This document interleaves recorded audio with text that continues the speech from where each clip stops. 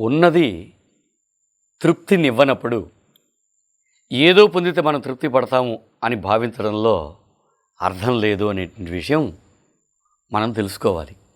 ఏది నీ దగ్గర ఉన్నదో, ఏది నీకు ఉన్నదో అదే దాంట్లోనే మనం తృప్తిని ఎత్తుక్కోవాలి.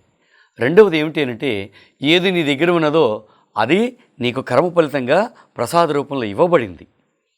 కాబట్టి అది కాదనుకుని నువ్వు పోయేదానికి అవకాశం లేదు గనక ఉన్న దాంట్లో తృప్తి పడడం మనిషి అలవరుచుకోవాలి. ఎప్పుడైతే ఆ విధంగా అలవాటు చేసుకుంటాడో తదనంతరం వాళ్ళు సుఖంగా హాయిగా జీవించేదానికి అవకాశాలు ఉంటాయి. అంతేగాని లేనిదాని కోసం ఎప్పుడు కూడా వెంపర్లాడుతూ ఉంటే ఎప్పుడు కూడా మనం లేనివాళ్ళుగా మిగిలిపోతామే కానీ ఉన్నవాడుగా ఎన్నటికీ మిగలం.